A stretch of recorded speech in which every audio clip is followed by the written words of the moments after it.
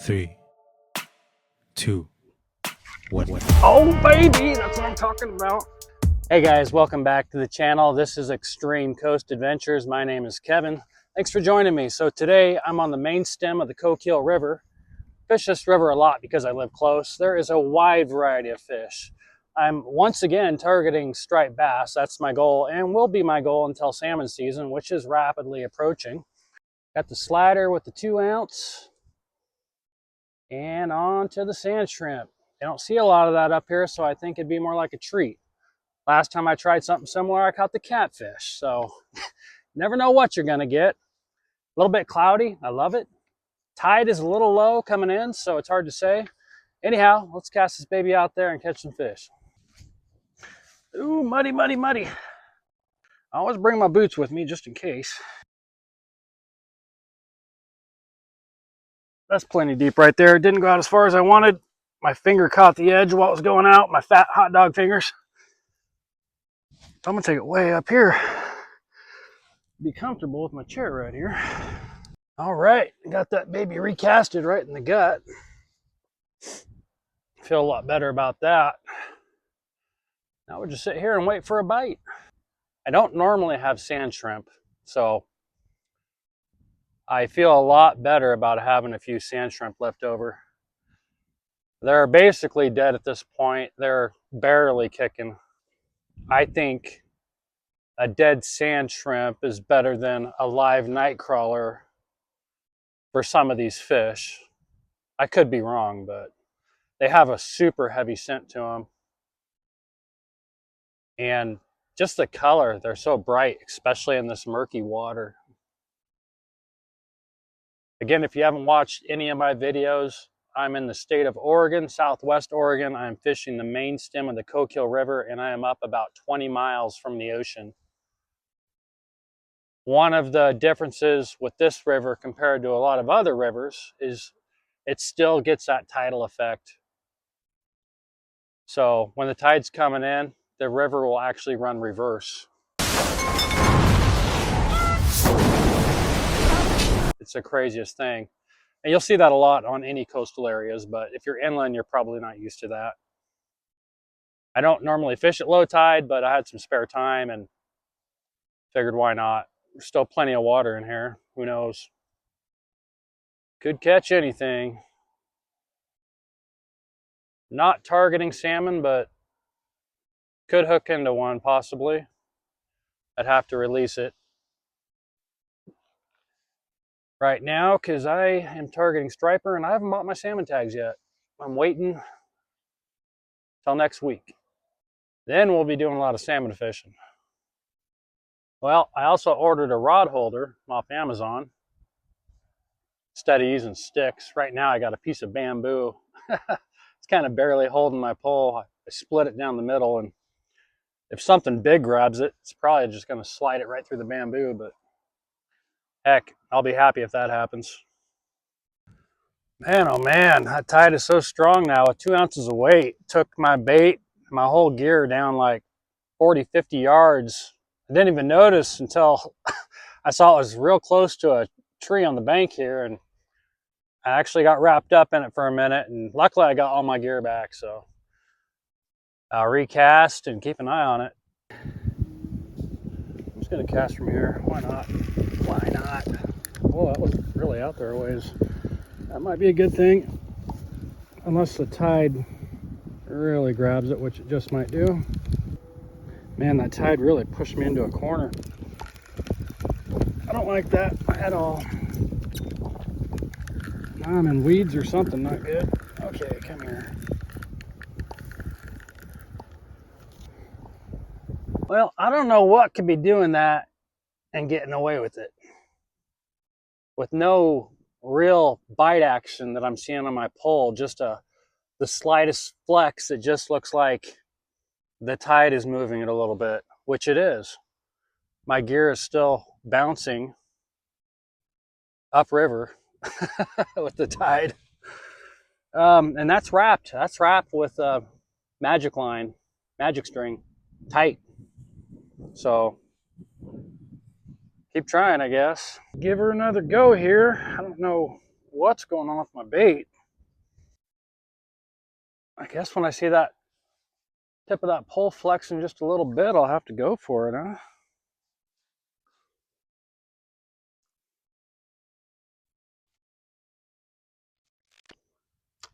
Yeah, right there. Let's go right there. I don't want to cast it out too far again because tide is really racing through there and it's just going to push me all over the place.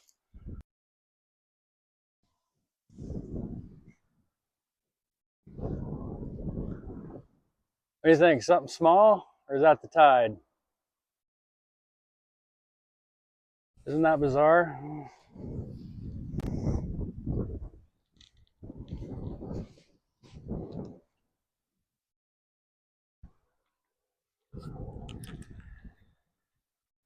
Now, just tide. But again, bait gone. That could be happening on the reel in, I guess, but I wrap it up pretty good. That's the problem. I'm gonna switch to night crawlers just for fun. All right, we're gonna do a little worm threading. Worm threading is awesome. Some people can do it without the little tool, but I guarantee you for $5, get one of these. Find the pooping end of the worm, which usually the lighter end. You can squeeze it. See that poop coming out? That's where this goes. This little needle, it's a hollow needle. It's made to fit on the hook. So, get this rascal. Man, this thing was dead just a second ago. Now it won't even stand my damn hands like a snake. That's good. He's got some life to him. You just thread that sucker on there. Doesn't help when your worm's acting like damn attack worm. Look at this thing's just going crazy. It's trying to get me. Look at that. If it had teeth, man, it'd be biting me. That's good. It's got some life. That was a crazy worm. I thought they were dead too. Well, not dead, but next to dead. I've had them for like a week. So you want it like that. This works really good in like lakes and stuff, especially when nobody else is getting bites on power bait or even worms that are crunched up and the fish won't touch it. There's the end of the hook right there. So you're trying to put this on here.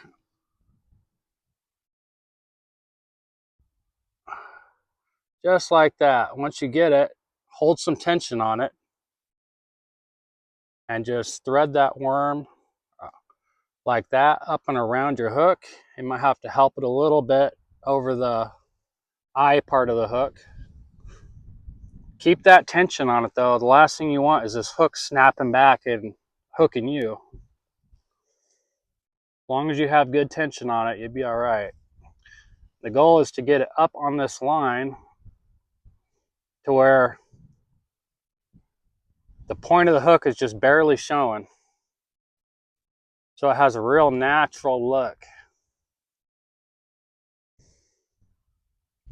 Just like that. That's how you catch more fish and bigger fish. I've caught bigger bass. I've caught more trout than so many people. I didn't know about this trick for so many years. I was in my mid-30s till I had an old timer show me. And I talked to so many people about it, supposed fishermen. They've never even heard about it. That, my friends, is worm threading. All right, maybe this will be the one. Some different bait. I had high hopes for the sand shrimp, but I don't know what was going on. Hard to say. Maybe the shrimp were getting tore apart when I was reeling back in, but I guess maybe that could happen even with the magic string. Yeah, try an old night crawler. Tried and true. Old night crawlers are good. They're good for just about anything. Could get a bass, could get a catfish, could still get a striper, could get a steelhead. Well, this time, oh shit, look at that. Boy, that was a nice little hit, wasn't it? That was a real bite. Oh, oh, oh. Oh, that was two. That was two nice bites.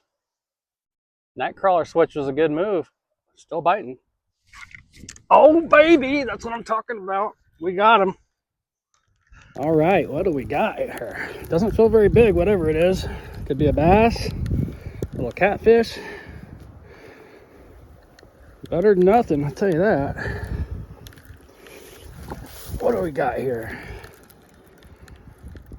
What are you? What are you, a little smallmouth? Yep.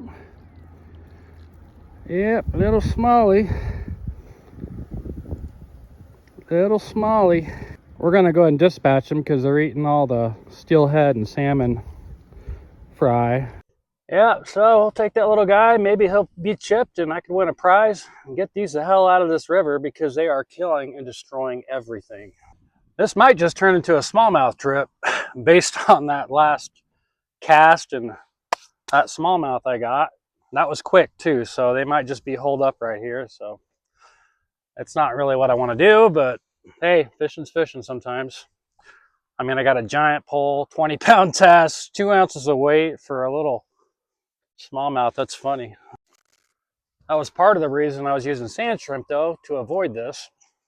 But I wasn't having luck with sand shrimp. I'm not even setting my pole down this time. After that last hit, that was damn quick.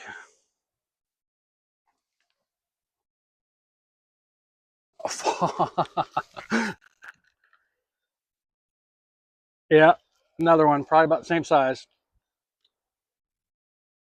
Yep. Jeez. Or is that a little striper? Is that a little striper? Holy God. Look at that, guys. I did. I got a striper. That's what I was after. It's too small for me. I mean, yeah, that's definitely going back. I did it. I did it on the night crawler, guys. Caught the targeted species. There's a striped bass, just a little guy. Throw him back, let him get bigger. Cool. That's what you got to do. Switch up your bait, switch up your styles. Something ain't working, switch it up. Yeah, fishing's definitely picked up. Even if they're little guys, I'm having fun.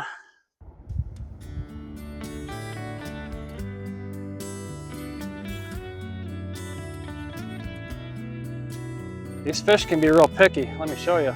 So when I was worm threading that, it popped loose halfway through. So it looks like that. Like how a lot of people do it and they don't catch fish. So let me do it the right way and we'll start catching fish again. Right there. That's what we want. That's how I caught the last 2 fish. The moment I got scrunched up, I couldn't get a bite. You just saw it. That's proof right there, guys. Check it out. I guarantee I'm gonna get a fish, or at least a strike or a bite real quick like this.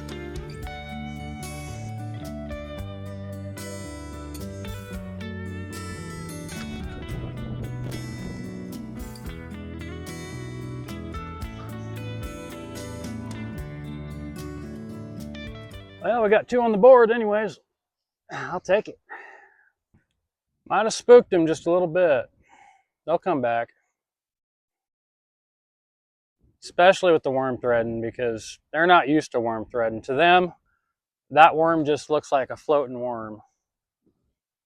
They're not even suspicious of it. And with that sliding weight, they're not even feeling any tension until they are pretty much already hooked. There we go. There we go, baby. What I tell you. There's a bite. Let's see what's up. Come on, give me a strong bite. One more. Those were just nibbles. Nibbles for your kibbles. Take my bait or what? Are you on? Ah, he got away with my bait that time. Ah, is that weeds? It feels like weeds. Yep, almost had him. Almost. We're gonna have to redo that bait.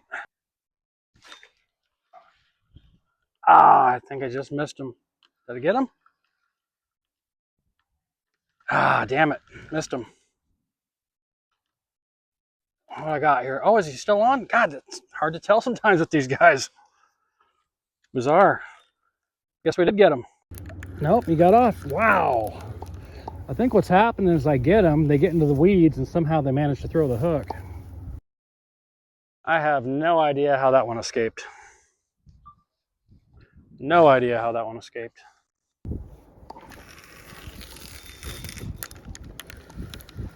A little further than I wanted. Let's bring it back here to about right there. There we go. Hot bite. I let him nibble at it a couple times. I like to give him a little bit of time, and felt like he was on, then off, and then maybe on again, but those weeds there can really trip you up. Give me a bigger, better bite, baby. I need a bigger, better bite. They're playing games now for some reason.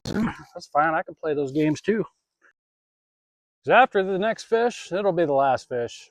I gotta get going. Hopefully it's a good one. Need a monster. Monster bass would be cool. Or a monster striper, of course.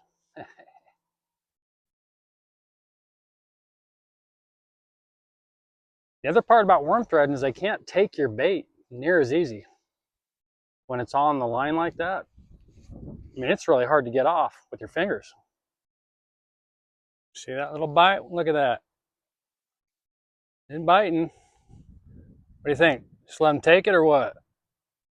Let him hook himself? Make sure he's on this time? Or should we try setting the hook?